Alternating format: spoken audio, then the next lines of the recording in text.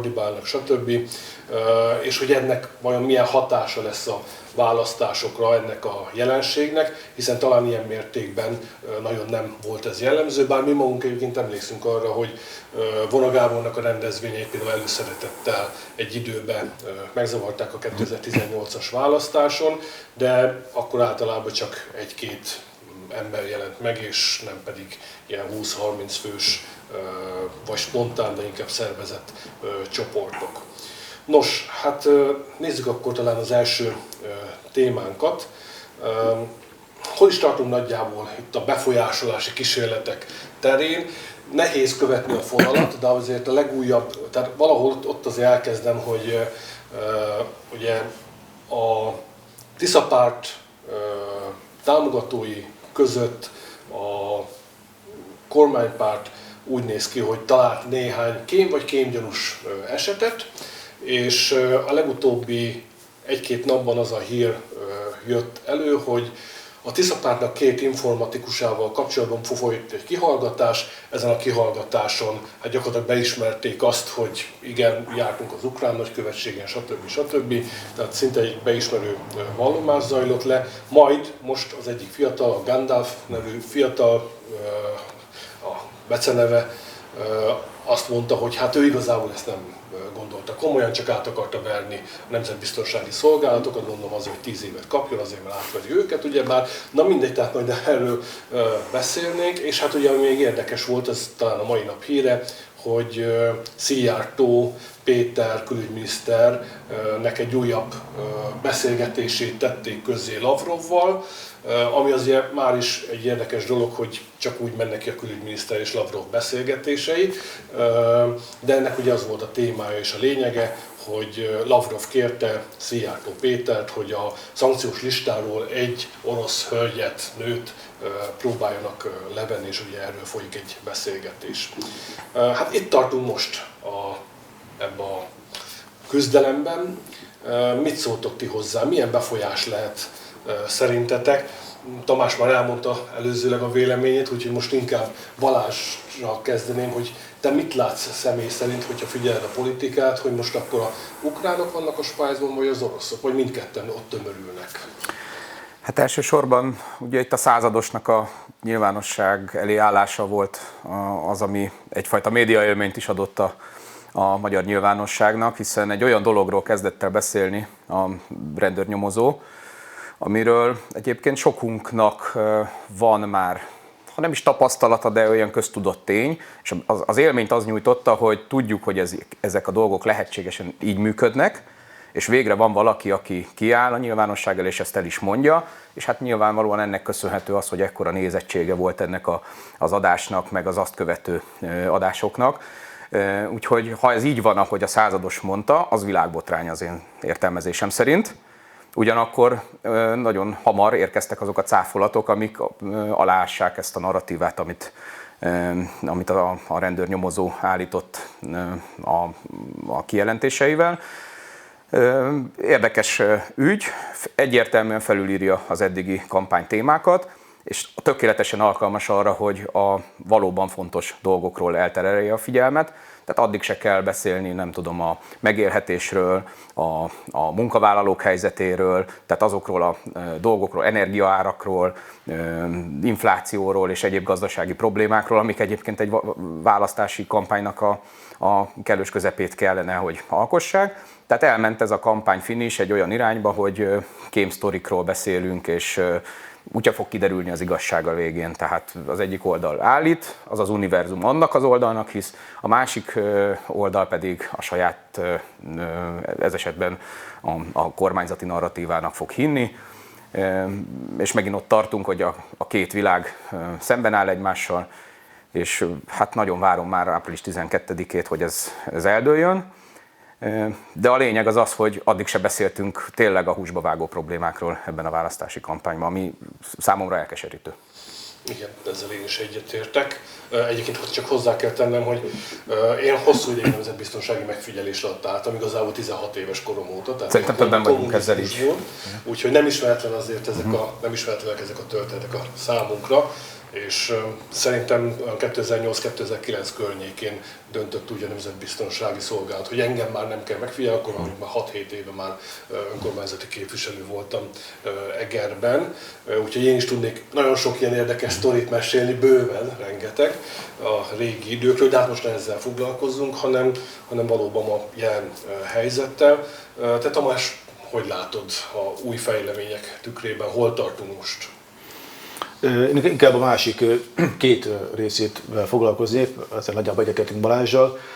Hát egyrészt van ez a Gandalf nevű, ez mai napon ez a legfrissebb, talán nem a legfrissebb, a második Lavrov beszélgetés, a legfrissebb, de azért ez a Gandalfos történet, hát nem tudom amikor én 19 éves voltam, hát én nyilván nem, de mások, inkább nem az alkotmányvédelmi hivatal munkatársaival, a kémelhárítókat verték át, hanem ha tudták a barátnőket, hogy hát Marika, Jukában nem volt semmi, csak beszélgettünk a buli után, nem volt semmi, és az sem volt egyszerű beadni, vagy ilyen esetben a barátnőnek, hogy a másikban nem volt semmi. Hát még ha egy 19 évesen a kémelhárítók hívnak be egy elbeszélgetésre, ott nem tudom, hogy hány 19 éves tudja meggyőzni őket arról, hogy a saját mondandójáról, ami hazugság, ugye, utólag legalábbis ezt mondta.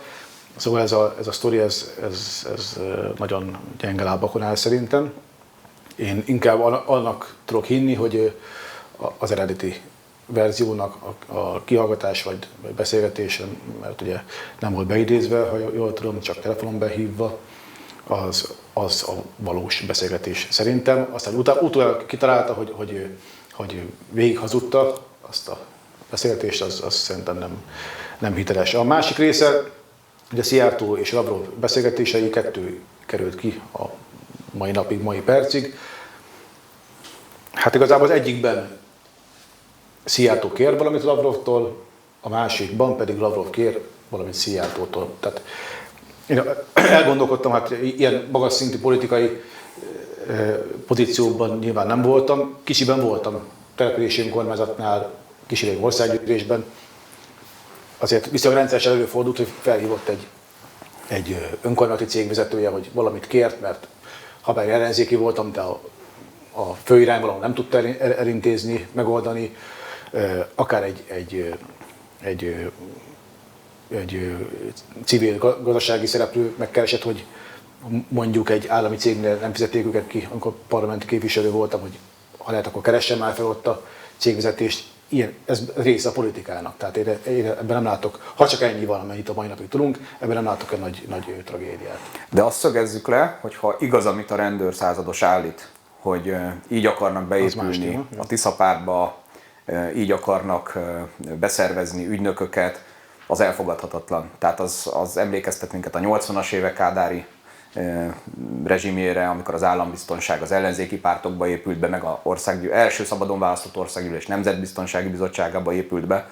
Tehát azt utasítsuk vissza, hogy ez így történik.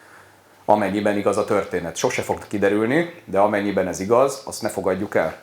Én azt javaslom. Ez az, hogy csak egy kis részét látjuk, de ez a nyomozó is csak egy kis részét. Mert én azt gyanítom, hogy azért a Jobbik környékén is voltak ilyen történetek annak idején. Tehát, biztos, hogy voltak. Ugye nem hangzott el, de ugye sokan tudják, hogy mi egyébként egy pártban voltunk annak idején. Tehát, hogy igazából csak megerősítem, tudom én magam is, hogy akkor az alelnöke. Csak azok nem voltak ilyen hangosak, ha egyáltalán kiderültek. A többség ugye nem derül ki. Meg hát van egy régi, hogy is mondjam, tapasztalat, hogy ha valakiről kiderül, hogy ilyen kémtevékenységszerű dolgot végez, vagy másnak dolgozik, akkor azt jobb hagyni, hogy csinálja. Nem jó lebuktatni, mert ha lebuktatod, akkor újat fognak állítani, és keresheted, hogy ki az, akire figyelned kell. Ha viszont tudod, hogy kiről van szó, tudod, hogy kire kell odafigyelni, akkor kontrollálni tudod folyamatosan a megfigyelést. Ezt én egyébként hozzá kell tennem, még nem szakkönyvekből tanultam meg, hanem kb. 16-18 évesen az utcán tanultam meg, amikor még a rendőrökkel küzdöttünk ilyen ügyekkel kapcsolatban. De egyébként annyiban, ha erősítsenek meg, hogy ez szerintem is eléggé elfogadhatatlan, de mégis bevett gyakorlat. Ugye ott az AfD esete, ahol talán ez a legdurvább Európában, de biztos vagyok benne, hogy a Nemzeti Frontnál is ugyanilyen dolgokat alkalmaztak folyamatosan, meg alkalmaznak a mai napig is, és hát Európában inkább a nemzeti erők azok, amiket megfigyelnek és beépülnek a különböző ügynökök, de valóban egy normális demokráciában ez elfogadhatatlan lenne, mert azért lehet, hogy a Tisza párttal nem ért adott esetben valaki egyet, de azt mégsem gondoljuk, hogy annyira szélsőséges lenne, hogy itt majd fel fogja borítani az egész államgépezetet, ahogy egyébként AfD-ről se gondolná senki, de hát ott azért ez kötelező megtenni, és ha valahol diktatúrát lehetne kiáltani, szerintem akkor az inkább Németország, vagy Magyarország. Na, minden esetre kíváncsi vagyok arra, hogy Szabó századosból lesz-e Végvári József, aki annak idején a rendszerváltás környékén a Dunagate botrányt kirobbantotta, és egyébként 15 évvel ezelőtt nagyjából Horváth Ádám kollégámmal csináltunk a Barikád magazinba interjút Végvári Józseffel, aki egyébként Újpesten lakott és lakik azóta is, szóval innen is üdvözlöm Végvári Józseffet. Nem tudom, hogy Szabó századosból is lesz-e ekkora szaktekintély, mint annak idején Végvári őrnagyból. Igen, hát talán egy-két hét múlva ez ki fog derülni, lehet, hogy többet fogunk tudni itt a választás végén ebben a történetben. De viszont visszatérve az eredeti kérdésre, szerintetek ma Magyarországon mi a nagyobb befolyás? Mit éreztek, vagy mit gondoltak, az ukrán vagy az orosz? Lehet-e ebben mérleget vonni valamilyen szinten? Én azt gondolom, hogy a globális nagyvállalatoknak a befolyása az mind a kettőnél erősebb. Tehát feltehetően van orosz is, van ukrán is, de semmi nem hasonlítható össze azzal, amit a tech cégek, elsősorban nyilván a Meta alkalmaz, nem csak a szélső jobboldali vagy szélsőséges nézeteket vallók ellen, hanem a konzervatív jobboldal és a nemzeti radikálisok ellen is azt a cenzúrát, az, hogy egy legitimen megválasztott pártnak az elnöke évek óta nem jelenhet meg a Facebookon, nem lehet neki Facebook oldala, az világbotrány. Innen is üzenjük Szabó Gábornak, hogy ezt elintézte annak idején, de nem is erre akartam kiukadni, hanem az, hogy például legutóbb a bűnvadászokat is, a 160 000 követővel rendelkező bűnvadászokat is letiltotta a Meta. Mi ez, hanem a választásokba való beavatkozás. És mondanék egy jó történetet 4 évvel ezelőttről. Az EBESZ-nek a választási megfigyelő missziójában dolgoztam itt, akik a magyarországi választásokat jöttek megfigyelni, és akkor én ott a politikai tisztnek voltam, úgymond egy ilyen tolmácsa, jobbkeze, asszisztense, és hát amikor voltak ilyen értekezletek, hogy milyen befolyási kísérleteket tapasztaltunk, mondom a 2022-es választásról beszéltünk, és akkor én ezeket így elkezdtem mondani. Hát mondom, most jutották le az egyik párt listavezetőjének, miniszterelnök jelöltjének a Facebook oldalát, ő nem jelenhet meg. Hát az nem számít, nem erre gondoltunk. Akkor volt ilyen, hogy olyan feladatot adtak, hogy gyűjtsünk ki olyanokat, amikor homofób megjegyzések hangzanak el a kampányban, nyilvánvalóan, amikor fideszes politikusok vagy jobboldali politikusok mondanak valamiféle homofób megjegyzést, és azokat nekünk ott jegyzetelni kellett. És pont aznap mondott Márki Zaj egy homofób megjegyzést, és amikor ezt említettem, hát az nem erre gondoltunk, nem pont erre gondoltunk. Tehát az EBESZ-nek innen is üzenem, hogy rendkívül kiegyensúlyozott a választási megfigyelési metódusa. Hozzáteszem, ebbe a kampányban még nem nagyon hallottunk róluk, majd fogunk szerintem. Ez is egyfajta, annak idején ez egyfajta választási sokba való befolyásolásnak is volt tekinthető az én véleményem szerint. Ugye mi a Tamással nagyon sok ilyen választási megfigyelő misszióba jártunk annak idején, soha egy büdös szóval nem írtak elő nekünk, meg nem utasítottak, nem támasztottak elvárásokat, azt nyilatkoztunk, amit akartunk, saját meggyőződésünk szerint tudtunk mindig véleményt formálni, és a közös megállapításainkat megfogalmazni. Hát ennél az EBESZ missziónál nem ezt tapasztaltam, és hát rövid időn belül onnan el is bocsátottak, emlékszem, úgyhogy... Igen. Hát szerintem egyetértünk, igen. Ugye befolyásolás, ugye ezt talán múltkor is kitárgyaltuk, hogy most orosz vagy ukrán, oroszból én keveset érzékeltem, de attól még lehet persze. De ha már jó, hogy Balázs itt van, mert azért sokat foglalkozott ugye a választási befolyásolás nem csak a közösségi médiában van, vagy más módon, hanem pénzzel, ugye. És te foglalkoztál sokat emlékeim szerint a hogy hívták azt a Amerikából, Igen. Amerikában élő. Igen, Korányi Dávid. És az Action for Democracy-ra gondolsz fel. Tehát ezzel te sokat foglalkoztál. Annak idején 2022-es kampányban azért, hogyha valaki elmélyült amerikai weboldalak meg adatbázisok mélyén, én megtettem, akkor azért viszonylag visszakövethető volt annak a pénznek az útja. És kansasi ügyvédirodákig, meg chicagói NGO-knak a székhelyéig vissza lehetett követni, hogy azok a források, amiket a magyar ellenzék 2022-ben megkapott és igénybe vett, és Márki-Zay Péter még büszke is volt erre, és megköszönte, és nem látott semmi problémát. A komplett magyar akkori egyesült ellenzék ebben, hogy külföldről finanszírozzák a választási kampányát, meg jöttek hol volt az irodájuk, ott a Szabadságtéren, a Hold utcában, valahol ott volt a kampányközpontja az Egyesült Ellenzéknek, és ott kibejárkáltak a nem tudom milyen fekete afrikai, vagy afroamerikai kampánytanácsadók hozzájuk. És hát a Korányi Dávidot egyébként egy másik sztoriból annak idején ismertem személyesen, és az a helyzet, hogy az a pénz. Tehát amikor a magyar ellenzékiek, meg a roham ellenzéki szavazók kérdezik, hogy hol volt kint 2022-ben a kormányváltás, mindig azt szoktam mondani, hogy Korányi Dávid Connecticuti villájában kell azt keresni. Tehát az a rengeteg pénz, amit a magyar ellenzék megkapott, az semmi nem volt ahhoz képest, amit Korányi Dávid zsebre tett az amerikai demokraták és a Soros hálózatnak a jóvoltából. Tehát, és az a durva, nyilván ez majd az adás második részében erről is fogunk beszélni, hogy 2022 után Korányi Dávid ugye disszidált az Egyesült Államokba, azóta, tudomásom szerint azóta sem járt Magyarországon, de még egy tanúkihallgatásra se kellett bemenni a helyi rendőrkapitányságra. Tehát ilyen ez a diktatúra Magyarországon, hogy elkövetsz egy ilyet, tényleg alkotmány aláásó, rendszerbomlasz, vagy nem tudom milyen jelzőket használjak, destabilizációs kísérletet teszel a magyar választásokba beavatkozva, teljesen nyíltan, és még egy tanúkihallgatásra se vagy beidézve. És akkor hát nyilván most a ruházatom arról árulkodik, hogy itt mindjárt este lesz egy magyar válogatott meccs, úgyhogy annak köszönhető, hogy így vagyok felöltözve, de magyar szurkolók, hogyha begyújtanak egy görög tüzet, vagy levesznek egy sálat az ellenfél szurkolójáról, hát reggel 4-kor meg 6-kor kopogtattak náluk a BRFK munkatársai. Itt meg tényleg egy nyílt, szinte államellenes bűncselekménynek a gyanúja, annál talán még több is fennállt, és semmiféle következménye nincs, mint ahogy annyi minden másnak nincs következménye Magyarországon. Tehát itt szabadon lehet Panyi Szabolcsként kémkedni,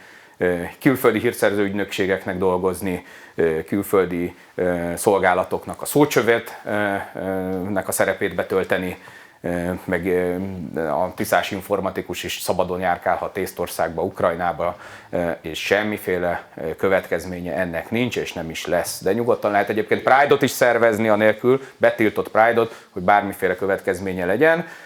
Most, ha jól olvastam az elmúlt napokban, hetekben, hogy a nagy nehezen elindított büntető eljárást a Pride szervező, a Pécsi meg a budapesti Pride szervezői ellen felfüggesztették. Életem, tehát viszonylag sok olyan embert ismerek, akinek volt már baja a törvénnyel, meg voltak büntető eljárások folytatva ellenük. Életemben nem hallottam olyanról, hogy egy büntető eljárást felfüggesztenek. Biztos megvan a jogi alapja, csak számomra ez felettébb szokatlan. Minden esetre Balázs, akkor szerintem abban megegyezhetünk, hogy beszélünk itt mi ukrán, meg orosz befolyásolásról, de igazából ez inkább a népnek van adagolva, mert ami tényleg komoly befolyásolás, az nyilván önmagában már a Facebook, a Meta, és hát ezek a különböző nyugati ügynökök, és hát ha jól végig gondoljuk, akkor a Szijjártó Péternek a lehallgatása is elméletek Panyi Szabolcs szavai alapján nyugati titkosszolgálatok végezték, és ugye érdekes is, hogy miért nem beszél erről egyébként a Fidesz. Mert itt azért nyilvánvalóan a háttérben a szálak sokszor összejönnek. Ez egy nagyon bonyolult ilyen szürke zóna, ahol ki kivel milyen kapcsolatban van, és ezért mi nem bántunk téged nagyon, ő sem bánt majd minket annyira.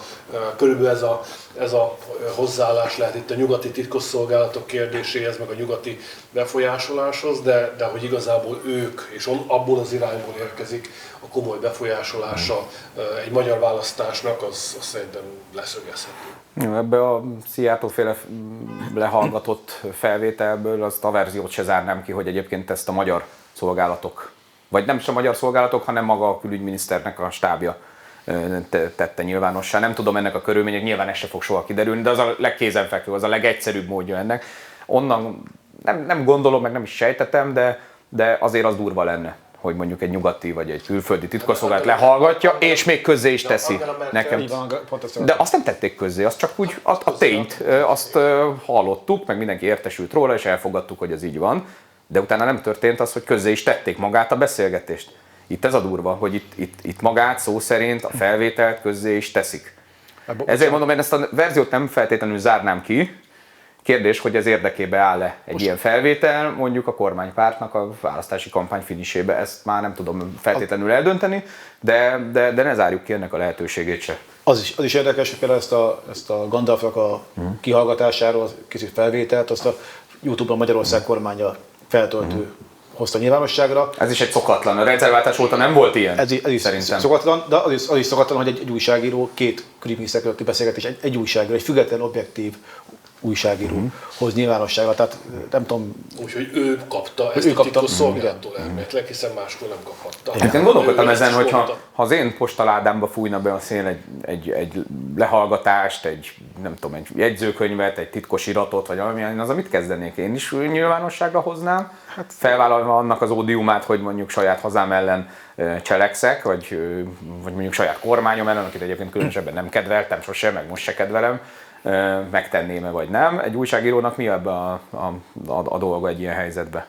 Tehát Panyi Szabolcs jól járt el, vagy nem? De függetlenül attól, hogy köztudottan ő nyugati szolgálatoknak az embere egyébként. Az jól tette vajon, vagy nem tette jól? Hát ha engem kérdezel, akkor én azt mondom, hogy addig, amíg olyan hangfelvétel nincs, ami tényleg egetrengető és törvénybe ütköző és a magyar állam érdekeivel ellentétes lenne, addig azt mondom, hogy nem. Addig ez igazából csak egy kampányfogásnak számít, adott esetben. Ez körülbelül ugyanolyan, mint ahogy Magyar Péter a feleségét lehallgatta, ugyebár beharangozta, hogy itt egetverő hangfelvétel van, ugye el fog majd repülni az más volt, Rogán Tóni, stb. És ezzel kezdte a politikai pályafutását, nagy semmivel, hiszen még igazából még a valami itt mondta, hogy hát nem sikerült befolyásolni a mit tudom milyen ügyészséget annak érdekében, hogy ez meg az legyen. Tehát többféle olvasata lehet, de lehet olyan olvasata is, hogy egyébként több pozitív a kormányra nézve.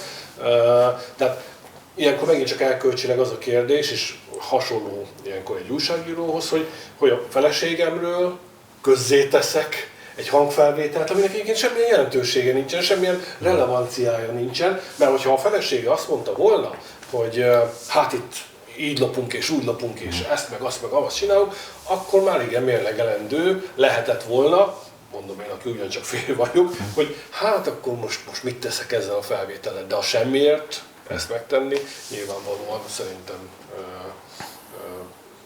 elköstelen is, meg igazából ez csak kampánycél. Hát valóban annál az esetnél elmaradt a katarzis, meg úgymond a média élmény, nem? Tehát hogy mi volt ott, nem is emlékszem, nem is tudom felidézni. Nem ez volt az, amikor Rogántal készíti a magánhelikoptereket, az másik.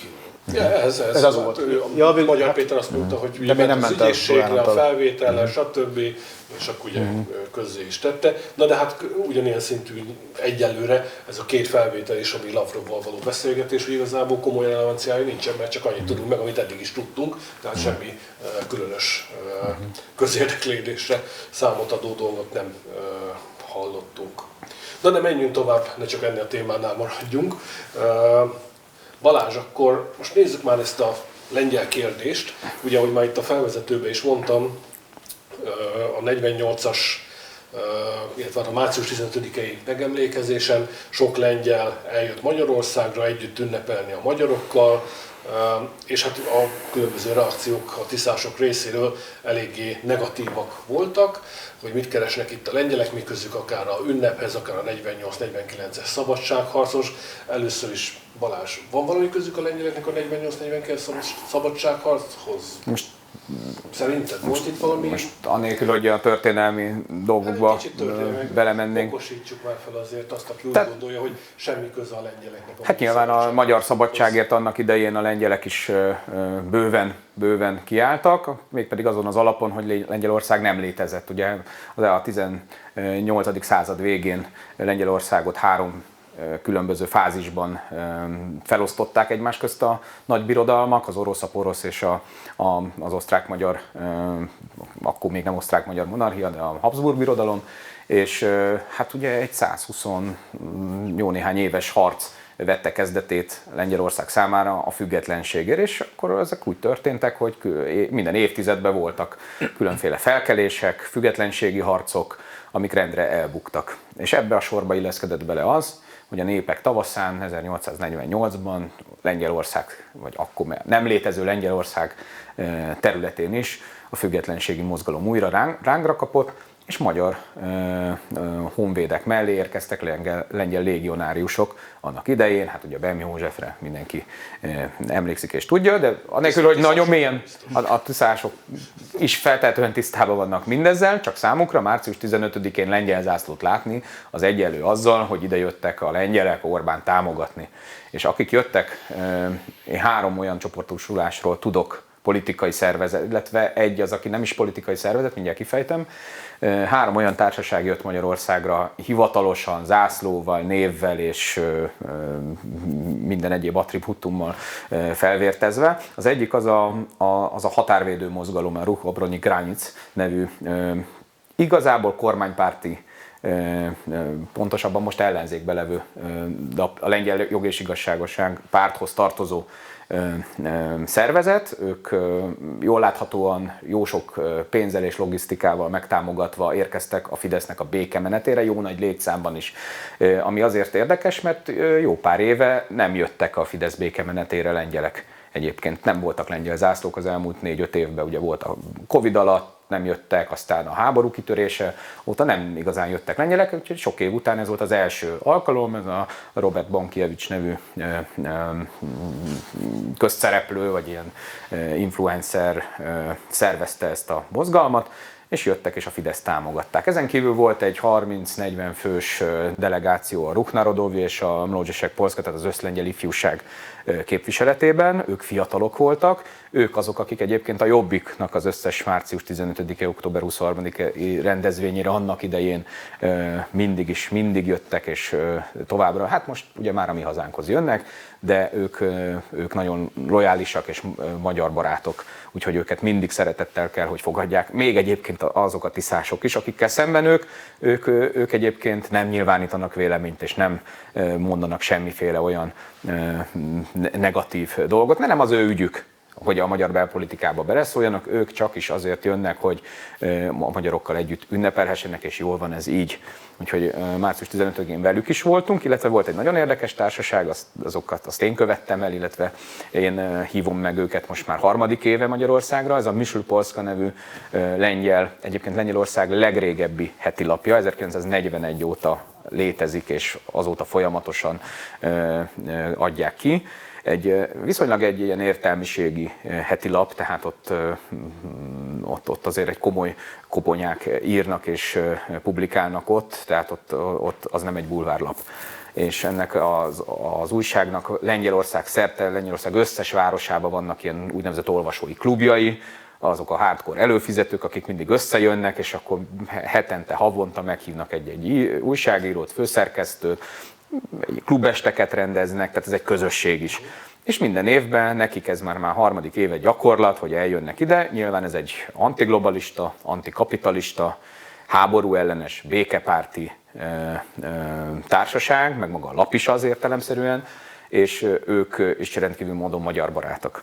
Ebben az esetben, ebben az évben nem csak Magyarországra, hanem Szerbiába is ellátogattak, tehát az ő utazásuk most egy kicsivel hosszabb volt, mert Belgrádban is látogatást tettek, egy 2 naposat, majd visszafele úton március 15-én jöttek Budapestre, és a Mi Hazánk rendezvényén tűntek föl, mintegy 90 fővel, majd pedig másnap a BEM téren, a BEM szobornál tartottunk velük egy nagyon szép és nagyon meghitt megemlékezést, úgyhogy a Myśl Polskát ajánlom, hogy ne bántsa egy tiszás se, mert rendkívüli módon magyar barátak.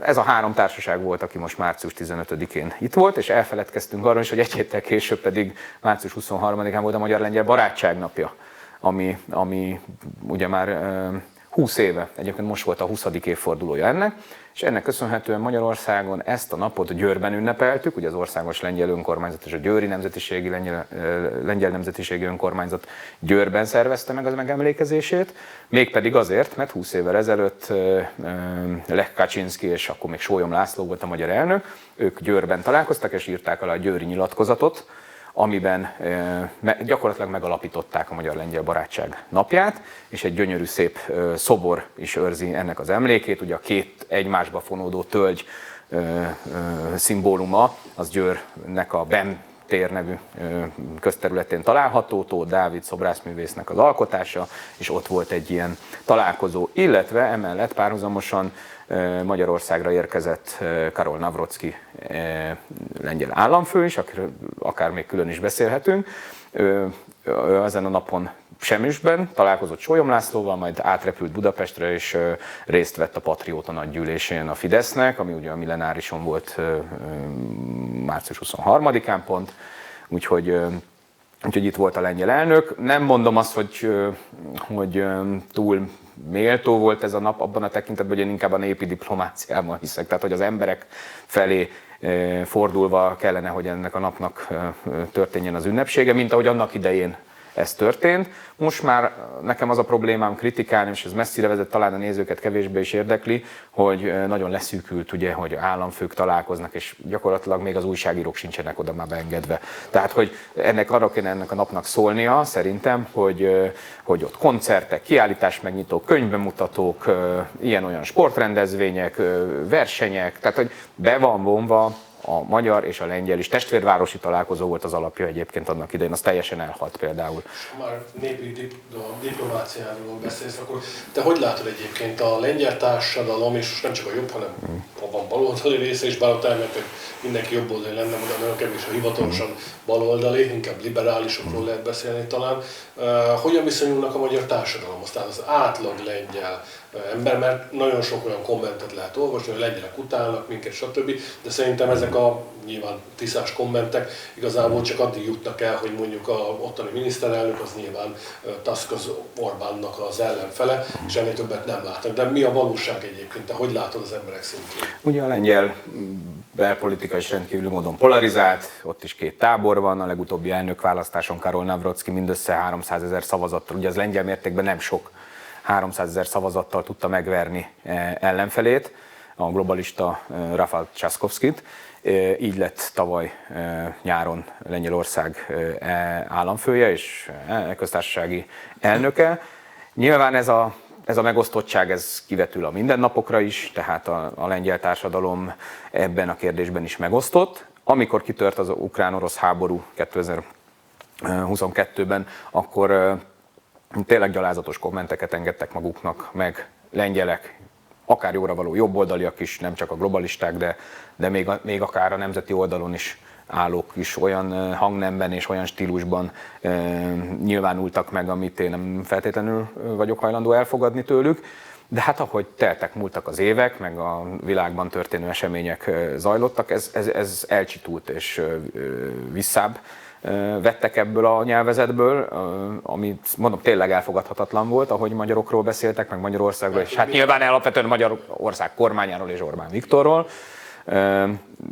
De azt látom, hogy a mély rétegekben ez nem változott meg, tehát ez a magyar-lengyel barátság az él, és ezt is túl fogja élni, és itt most arról van szó, hogy itt egy 2 ellenérdekű kormányzat vezeti ezt az országot. Lengyelországban ugyanakkor mondom, a Karol Nawrockinak a választási győzelmével megnyílt az út abba az irányba, hogy ez a globalista kormány, amelyik Lengyelországot nagyon-nagyon sok tekintetben félrevezeti és rossz irányba vezeti, és nagyon sok esetben háborúpárti, konkrétan nettó háborús, uszító retorikát alkalmaz, ezt esetleg a jövő ősszel esedékes parlamenti választáson le tudja győzni. Ugye, ami nem következett be Lengyelországba, az az, hogy a jog és igazságosság a parlamenti választásokon elszenvedett vereség után nem omlott össze.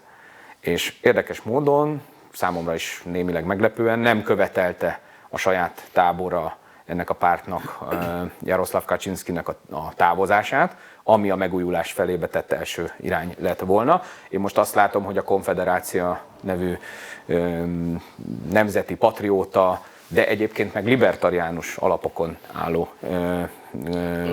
gazdasági értelemben libertariánus alapokon álló, de közben nemzeti és hazafias formáció egyre népszerűbb. 15-20% közé satszolják az ő választási várható eredményüket. Ugye Kristóf Bosszák itt volt múlt héten a Patrióta nagygyűlésen is. Ugye nekem nagy szívfájdalmam, hogy ez a formáció, akiket mi még a Magyar-szigetről ismerünk, 2010-es évek elején jártak nálunk, annak idején a Jobbiknál, 64 vármegyével ugye nagyon jobb kapcsolatunk volt, és mai napig ők szervezik a november 11-i felvonulást. Ugye Kristóf Bosszák közben nem csak parlamenti képviselő, de a lengyel Szejmnek az alelnöke is lett, és ezen tisztségében volt hivatalos itt most a Patrióta nagygyűlésen. Hát ez nekem kevésbé tetszik. Én jobban örültem volna, hogyha ez a formáció mondjuk a jelenlegi nemzeti radikalizmust megtestesítő Mi Hazánkkal marad szövetségben. És hát sajnos a múlt héten volt egy ilyen történés is, hogy az egyik EP képviselő, aki a AfD-féle, Mi Hazánk-féle formációban van, az a Szuverén Nemzetek Európája formációban van, Éva Zajancskovszka, hát sajnos átigazolt a patriótákhoz, úgyhogy ezt pedig én nagyon kedveltem a képviselőhölgyet, de úgy látszik, hogy ott nagyobb szívóerő, vagy hát egy ilyen nagyobb lehetőségek vannak. De hadd mondjak el még egy történetet ezzel a Patrióta nagygyűléssel kapcsolatban, hiszen itt ezen nem csak Kristóf Bosszák, hanem több olyan lengyel parlamenti képviselő is részt vett, akiket én személyesen jól ismerek még annak idején a jobbikos időszakból, és ők hivatalosak voltak, nem csak ezen a rendezvényen, hanem a szípeken is itt voltak. És hát azért ez lement, egy 3 napos rendezvény volt összességében, és hát kérdeztem őket, hogy milyen volt ez a 3 nap, és hát milyen a hangulat most a Fidesznél, meg kikkel tudtatok beszélni, tehát összességében milyen volt ez a hétvége. És hát azt mondták, nagyon érdekes, és nem hiszem, hogy fideszes politikusok, államtitkárok, helyettes államtitkárok hazudtak volna nekik nem nyilvánosan. Ők azt mondták, hogy hát ők maguk se biztosak a választási győzelembe, fej mellett állunk, bármi történhet, tehát a fideszes politikusok gyakorlatilag nem az, hogy beáraszták, de hát már számba veszik ezt a lehetőséget. Hogy akár itt lehet választási vereség. És nálam ez volt egy olyan fordulópont, amikor elkezdtem én is azon gondolkodni, hogy itt lehetséges, hogy mégiscsak kormányváltás lesz. Mert azért sok lufi volt itt, tehát hogy igazából mik mutattak a Tisza pártnak a győzelmére, a lájkok, a közvéleménykutatások, ami vagy igaz, vagy nem. Nagyon sokszor nem. Viszont a önkormányzati választásra került sor. Ugye akkor meg nem. Igen, tehát hogy két univerzum áll szemben egymással, és tényleg ember legyen a talpán, aki meg tudja jósolni mai tudásával. Azt mondom, hát már nem kell sokat várni, de jelenleg én még nem tenném föl házam, meg vagyonomat, meg mindenemet arra, hogy vagy az egyik, vagy a másik nyer. De mondom, amikor fideszes politikusok úgymond tét nélkül nem nyilvánosan beszélnek egy lengyel delegációval arról, hogy hát itt lehet, hogy nem fogunk nyerni. És az egész hétvége hangulata is nem olyan volt, mint amit kívülre sugároznak, akkor az lehet, hogy előrevetíti azt, hogy itt már készülnek a választási vereségre, vagy még egyéb dolgokra. Szóval ez nálam egy ilyen átfordulás volt, hogyha úgy vesszük. A Nézőpont-intézet is milyen számokat mutat. Nyilván ők sem kétharmados többséggel számolnak, itt ilyen 105-110 fővel számolnak, ahogy én láttam, ha nyer a Fidesz, tehát nem egy hatalmas nagy többséggel, ez azért jól látható. De akkor kanyarodjunk a harmadik témánkra, hogy szerintetek még az változtat valamit a várható eredményen, hogy a mostani fideszes nagy rendezvényekre folyamatosan elmennek tiszások, valamikor drogos fiatalokat látunk ugye a médiában, akik így megjelennek, valamikor eléggé erőszakos és durva középkorú férfiakat. Nyilván ugye sokan úgy mennek ki, bár nem egy nagy tömegekről van szó, de azért 20-30-40-50 ember megjelenik egy ilyen rendezvényen, fideszes rendezvényen. Lehet, hogy néhányan úgy gondolják, hogy ezzel majd pár fideszes maguk mellé fognak állítani, de maga az attitűd, akár az, hogy sörös üveggel a kezében ordibál ott esetben egy-egy tiszás, azt szerintetek változtathat még valamit az eredményen? Ugye a Fidesz ezt nyilván előszeretettel hozza elő ezeket a figurákat, mutogatja a médiában. Lehet-e olyan, hogy mondjuk elbizonytalanít Mi Hazánkost, vagy fideszes, vagy fél elmenni szavazni, mert hogy ilyen erőszakot lát az utcán, és ugye sokan, valószínűleg nem mi hárman vagyunk így, de sokan vannak úgy, hogy a legkisebb ellenállás esetén is inkább azt mondják, hogy otthon maradok, és inkább nem csinálok semmit sem. Tehát lehet-e még esetleg ebbe valami változás, vagy egyáltalán jó dolog-e az, hogyha ilyen mértékben megjelennek egy másik rendezvényen, azt megzavarni, adott esetben nem csak tisztások, legyen bármelyik párt egyébként, amire eddig nagyon nem volt példa, talán 18-ban volt, amikor Voda Gábor országjárásán megjelent ugye egy ember, de akkor sem tömegével, nem 30-40-50 ember, hanem csak egy-két hőbörgő jelent meg, és akkor próbálta ott a kisebb rendezvényeket, mert azok nem voltak olyan nagyok azért nyilván, mint a Fidesz vagy a Tiszának a rendezvényei, megzavarni. Mit láttok ti ebben? Hát nekem egy ilyen élményem van, én életemben egyszer voltam, hát a modernkori, vagy mondjuk a NER alatti időszakban egyszer voltam egy fideszes nagygyűlésen, és az akkor volt, amikor a frissen megválasztott Andrzej Duda lengyel elnök eljött Budapestre, nyilvánvalóan a Fidesz nagy rendezvényére, a Kossuth térre szónoklatot intézni, ez volt az első magyarországi látogatás, hát kíváncsi voltam, nem voltam sose fideszes, de mondom erre akkor kimegyek. És mai napig nem tudom, hogy mit mondott ezen a rendezvényen, mert mellettem volt egy ellentüntető csoport, az élén Ungvári Krisztiánnal, az általam nagyon nagyra becsült történész úr, és konkrétan mellettem állt, és ott sípolt, és csörömpöltek, és mai napig nem tudom, mit mondott Andrzej Duda annak idején Budapesten a Kossuth téren. Én azt gondolom, hogy ez kontraproduktív volt, számomra nagy csalódás volt Ungvári Krisztiánnal, attól függetlenül azóta is követek és minden művét elolvasom és szereplését nézem, de ettől függetlenül szerintem ez kontraproduktív volt, mint ahogy ezek is azok, az én véleményem szerint, szerintem ez többet visz, mint hoz annak, aki ezt megcsinálja, ugyanakkor azt is jelzi, hogy van ennyi ember, akár Győrbe, akár nem tudom, Pécelen volt talán most ilyen, de azért a legtöbb helyen most már azért felbukkannak ilyen ellentüntető csoportok, tehát van egy merítés, amiből ki tud jönni 100, 200, 300 olyan ember, aki alkalmas arra, hogy megzavarjon egy ilyen nagygyűlést. Tehát ez azt gondolom, ez mindenképpen figyelemre méltó. Sokakat szerintem ez taszít és nem szimpatikus számára, pláne különösen akkor, amikor oda mennek és egy mikrofont is oda tesznek az arcukhoz ezeknek az ellentüntetőknek, és akkor nem tudnak egy értelmes magyar mondatot összerakni, hogy miért vannak ott.